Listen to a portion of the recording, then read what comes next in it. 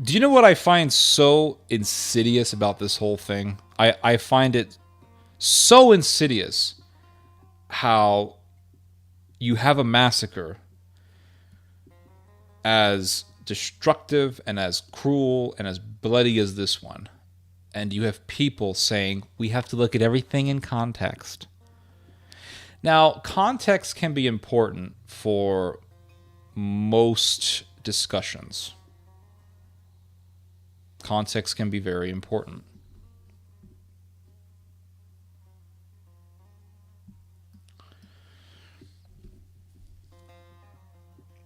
In some cases, context is not important. In some cases, I don't give a shit about context. For example, when Milo Yiannopoulos, this Skittles Rainbow Lidjbitic Rainbow Crew conservative, if you know what I mean, citizen of the Republic of Sodom and Gomorrah, when he was advocating for pederasty, he was exposed, and rightfully so. And I exposed him.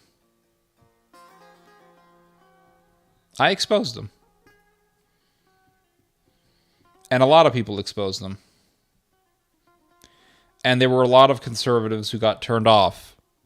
And they no longer liked Milo Yiannopoulos, right? They woke up. That was the thing that took that's what it took to get these people to wake up. And I always knew Milo was no damn good. How did I know that? It's very obvious. Let me look at his citizenship. He has a citizenship for the Republic of Sodom. I mean, that's all I need to know. I don't give a shit what he says. It's like this Douglas Murray guy. Oh, look, Douglas Murray. He's against Islam. Look at his citizenship. Republic of Sodom. That's all I need to know. I don't give a shit what he says.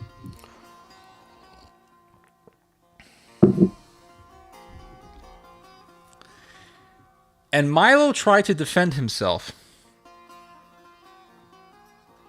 And he said, you have to look at the context. The context was, it was late at night. I was tired. The context was, I drank a lot of alcohol.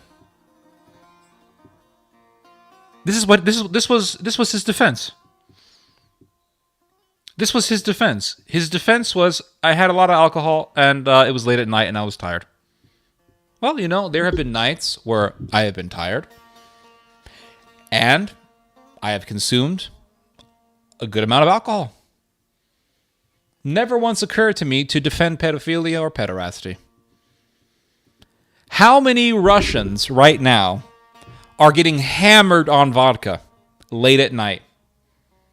How many Polish people, Ukrainian people, Belarusian people, Mexican folks are getting hammered right now on alcohol? How many Mexicans are home right now, exhausted from working a whole day in a construction site, and are getting hammered right now on alcohol? How many of them are calling for pederasty and pedophilia to be accepted? Do you see what I'm saying? This is what I'm talking about. Context sometimes doesn't matter. Doesn't matter. So you do a massacre. You kill over 1,000 people. Some say 1,400 people. Some now they're saying it's 1,200 people. It doesn't really matter. It's a lot of people.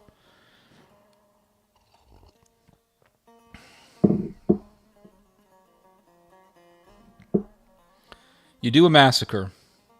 Now let me tell you guys about the massacre. Let me tell you guys, because I know some of you are rolling. Some of you may be rolling your eyes right now. Always talking about this massacre, October the 7th, Pierce Morgan. We're going to talk about the massacre. Last night I found a website.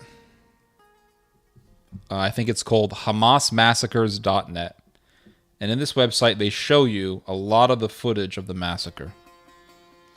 And then I found another website. It was a gore website. I forgot the name of it. It's one of those gore websites. And the gore website has a lot more footage. It's amazing. You have to go to the darkest depths of the internet to find the truth. To find videos of Gazan kids getting bombed, hospitals, blah, blah, blah. That's really easy. I can do that in seconds.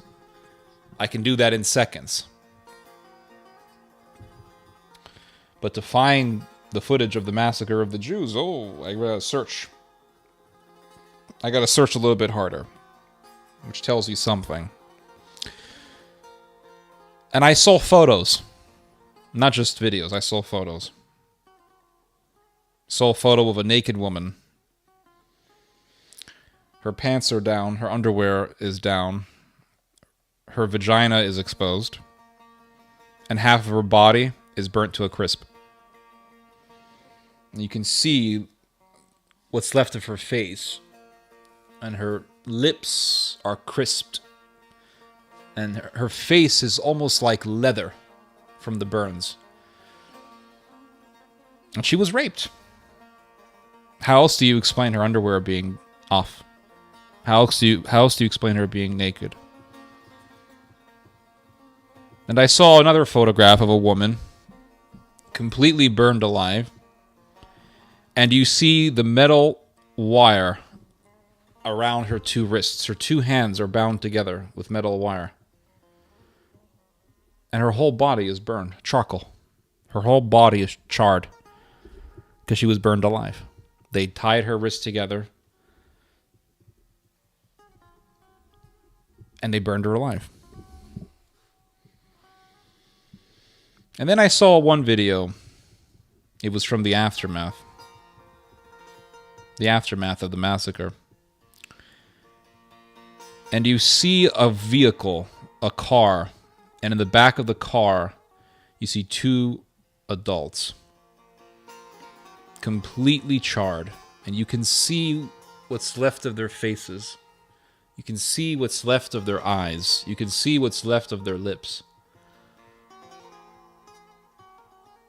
And then I saw another video. It was the corpses of a Jewish family. All in one room. Blood all over the floor. Puddles of blood all over the floor. A whole family massacred with machine gun fire. And then I saw another video. A group of Jews are hiding in a room, and one of them has his entire leg blown off from machine gun fire, and he's screaming in utter agony. And you can see the face of another man, and his whole face is just completely seized by terror. You can see it. And there's a man on the floor, and his leg is blown off from machine gun fire. And you see a puddle of blood on the floor. And these wails and these cries and these screams, and it's just harrowing. It's harrowing to see.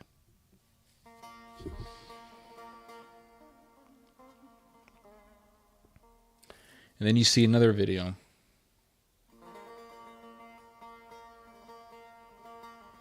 It's a Thai man. A man from Thailand. And he's on the floor. And he is breathing his last and final breaths. And there's a group of Ghazis around him. The word Ghazi is an Arabic word. It's the Arabic word for warrior. Arab warriors, Muslim warriors of the faith of Allah. The Unitarian, anti-Trinitarian, Aryan Arab religion. Militant Unitarians. That's what these people are. And you see this Thai man from Thailand. He's not Jewish. He's not an occupier. He's not a colonizer. He's simply a laborer, a worker who was hired to work in the kibbutz. What kind of work? I don't know, cleaning, cooking, being a janitor. I don't know, work. He was making a living.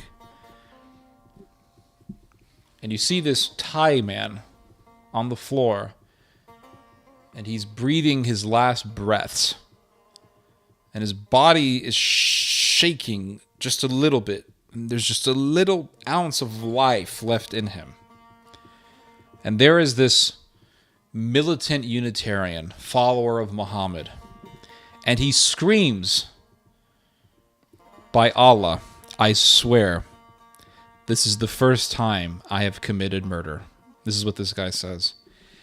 And he says, "Give me a knife." And he says it in this very hysterical and just schizophrenic way.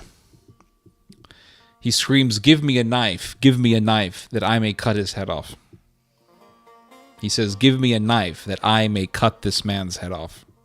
Give me a knife." And he screams it over and over and over and over again in Arabic.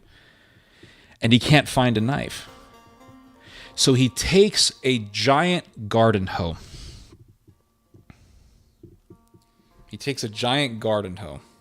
You know, those, not the small garden hose you get at your regular department store. I mean, those big garden hose with the big metal flat blades at the end of them. He takes a garden hoe and he puts the sharp edge of the garden hoe right on the man's throat. And he lifts up the garden hoe and he slams the man's neck over and over and over and over and over again. And you see the man's body flopping. And the blade of the garden hoe is so dull. It's not a swift cut. It's a dull blade. And he's hitting this man over and over and over again. And they're cheering this.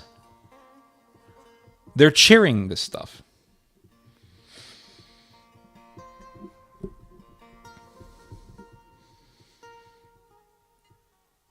But we have to look at all of this in context. That's what they say. And then I saw another video. And there's about 4 or 5 Ghazis, 4 or 5 militant Unitarians fighting for the cause of Muhammad. They go into this dark room, and they are looking around the room. They're looking for anyone. They're looking for someone to kill. And they see an Israeli girl hiding underneath a table, and she is terrified. Terrified.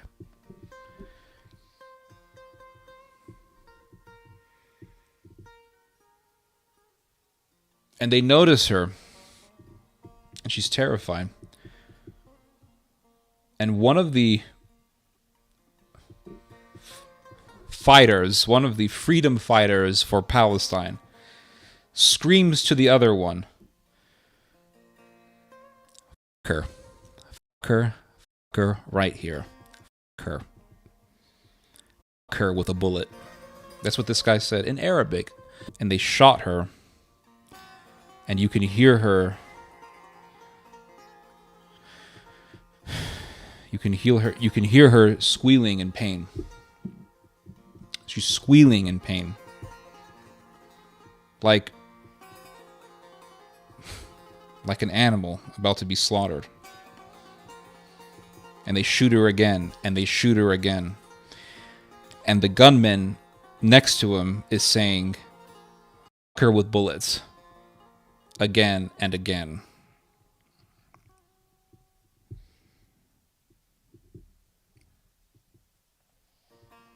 But we have to look at things with context. We have to look at everything with context, right? In what context is this justified? In what context is this understandable? In what context is this fathomable? In what context is this fathomable? Because that's what these people are arguing. That we can understand why they did these things. We can understand why they acted in such a way. We can understand why they did violence with such viciousness and bloodlust.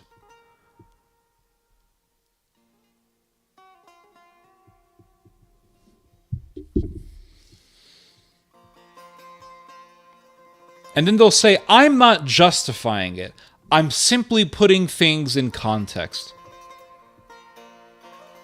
Oh, that's deception. That's what you call manipulation. That's manipulation. I'm simply putting things in context. We have to look at everything in context. Okay. Okay.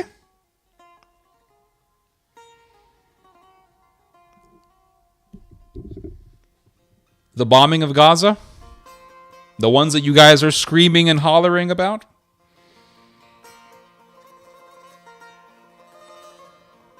We have to look at that in context also. The bombing of Gaza, we have to look at that in context.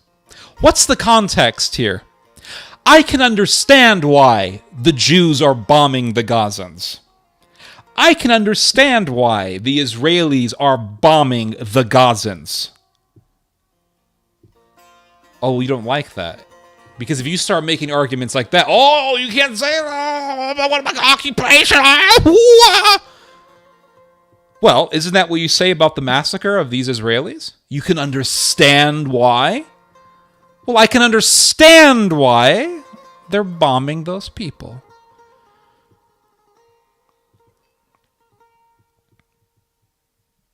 I can understand why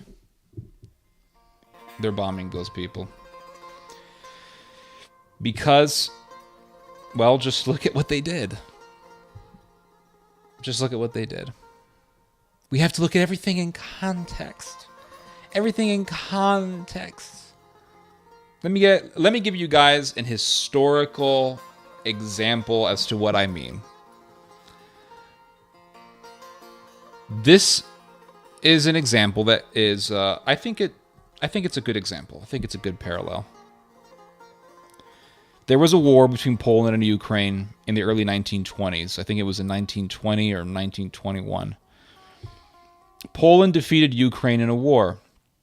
Ukraine believed, and it's very similar to the Palestinian-Israeli conflict. Land, one group of people says it belongs to me, the other one says it belongs to me, they fight over land, okay? Ukraine said, those lands belong to me. Lvov, East Galicia, they rightfully belong.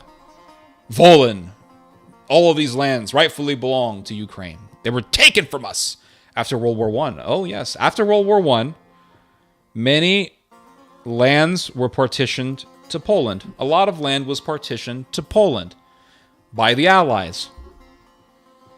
For example, Vilno was given over to Poland. And a lot of territory from Ukraine was given over to Poland after World War I by the Allies. So what ended up happening was Poland had to go through some wars. Poland had to go and fight Lithuania, and Poland defeated Lithuania. Poland then, well, I'm not sure if it was before, but Poland also had a war with Ukraine. And Poland defeated Ukraine. And Ukraine said that land was stolen from us. And they are ethnic Ukrainians now being occupied by Poland. Evil, wicked Poland. And they were saying that the Poles were discriminating the Ukrainians. They were saying that the Poles were confiscating Ukrainian churches and making them into Polish Catholic churches. They were saying that Poland was confiscating land from the Ukrainians. They were saying that Poland was sending Polish settlers to live in Ukrainian territory. They were saying that in areas that were inhabited by Ukrainians, Poland was sending ethnic Poles to live there. And the Polish government was giving land for Poles to live in. So here were the Ukrainians, very much like the Palestinians. Ukrainians and Palestinians are very much alike. When I first started looking into Azov and all this stuff, I said, it kind of remind me of the Palestinians. Complaining about land, occupation, they use that to justify terrorism, whatever. So the Ukrainian nationalists, they began an international campaign.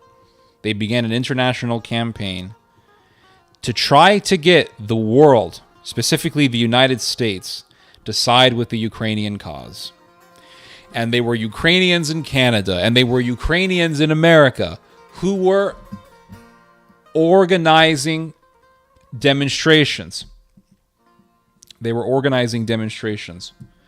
And they were saying that the Ukrainian people are being persecuted by Poland, and we need the help of America.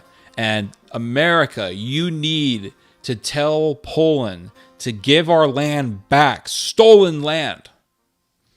And America said no. That land was given to Poland. You lost the war. That land belongs to Poland. Deal with it.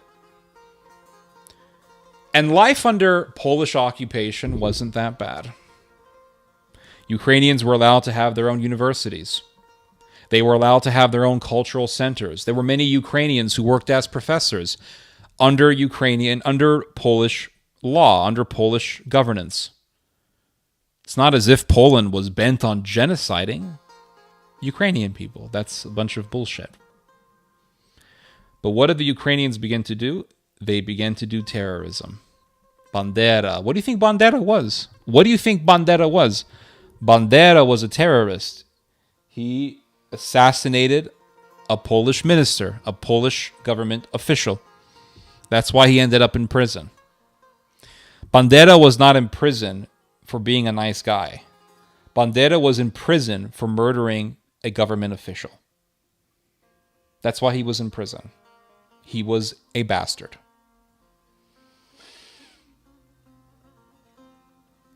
So Germany comes in. Germany invades Poland. Germany takes over Ukraine. And all those Ukrainians who were so angry at Poland, now they had their chance. We are empowered, they said. We now have guns, they said. We have training from the Germans, they said. Now we can kill. Now we can unleash our rage. Now we can unleash our bloodlust. Now we can unleash the full fury of the Ukrainian people on the Polish occupiers. And that's what they called the Poles, by the way. They called them occupiers. So what happened? The Ukrainians did a massacre. That was one of the most horrific massacres ever done in modern history. 100,000 Polish people raped and butchered in so many different ways you can't imagine. Skinned alive, burned alive, eyeballs plucked out while the person's alive. Real sick shit. Very sick stuff. Does anyone look back at that horrific event and say, well, we have to look at everything in context? We have to look at everything in context. The Ukrainians were mad at the fact that Poland took Ukrainian land. The Ukrainians were mad at the fact that they were living under Polish occupation. The Ukrainians were mad that land was taken away from them by the Allies and given over to the Poles. Do we say these kind of sick arguments about these evils of the past? No, we don't. I've never seen anyone, except, by the way, some Polish people on the internet and some Ukrainian people on the internet, but I've never seen anyone else make these arguments. Yes, and I once read some Polish guy put a comment saying, we have to understand what we were doing to those people. Yes, you do have some lunatics over there in Poland, and plenty of lunatics in Ukraine. But this is what we're dealing with.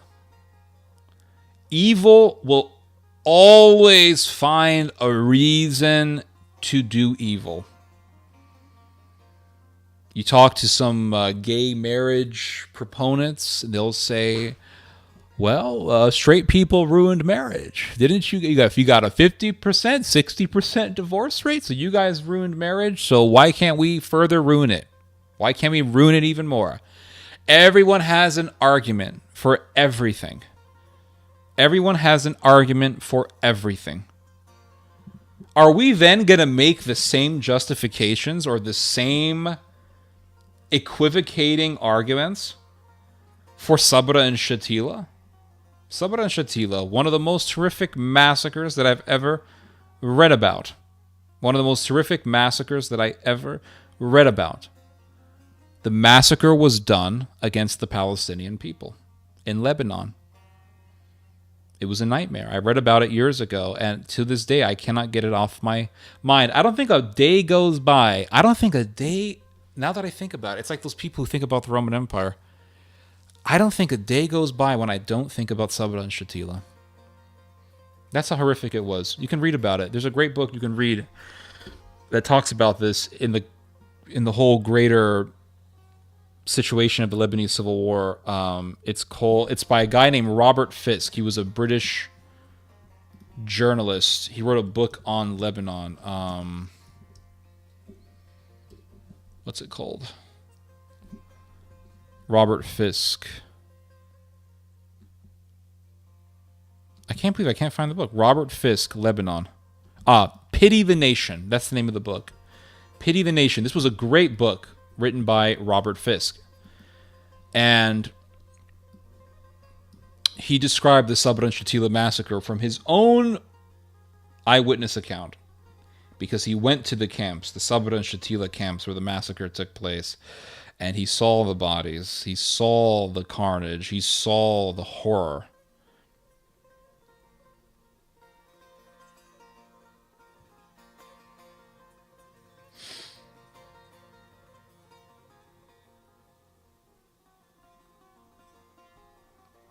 He saw the horror.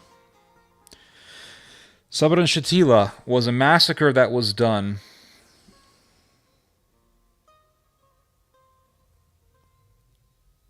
Sabra and Shatila was a massacre that was done by Lebanese Falangist nationalists in which they went into 2 Palestinian refugee camps and for 3 days they slaughtered 3,500 people. 3,500 people in 3 days. Worse than what happened on October the 7th. Worse than what happened on October the 7th. Horrific. Rape. Slaughtered people. I mean, the most horrific things. You can read all about it.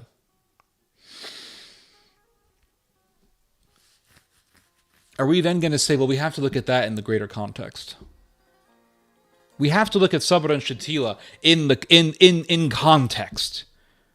We can say, well, the Palestinians, they also did massacres before Sabra and Shatila. They did the Damour massacre, and even before Damour, they massacred people in a bus. They shot up an entire bus full of Lebanese people. The PLO did this. Palestinians did this. So we can say, well, Sabra and Shatila,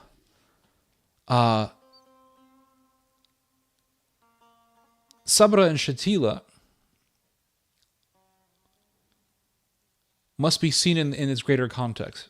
Are we going to sit there and make these arguments? How far do you want to go with this? And this is the problem with this line of arguing, this way of thinking. Well, everything has to be seen in context.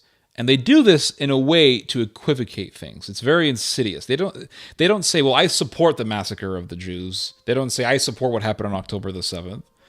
They will say, we have to look at everything in context. Well, what the hell does that mean? What is the point? What is the point? Well, we have to understand why they did certain things. Because Israel has been occupying... I don't give a shit if Israel's been occupying the moon. What I saw in those videos and in those photos is unfathomable. It is unfathomable in the minds of decent civil people. You can't just put it into context, and we can do that with a lot of things. I can understand why the Aztecs fought the Spaniards. The Spaniards were invading their empire, right? I can understand why. I can understand why they did massive human sacrifices. Because, well, they believed that if they didn't do the human sacrifices, they wouldn't have the harvest. So I can understand, but what's the point? What's the point? What's the point? The moment you begin to equivocate on evil, then why can't I do that with every other evil? Because the people who say we have to put it in context, they don't like it when something they don't like is put into context. I can understand why the Aztecs were fighting the Spaniards. Well, I can understand why the Spaniards were destroying the Aztec civilization. For the same reason why the Hebrews destroyed the Canaanite civilization.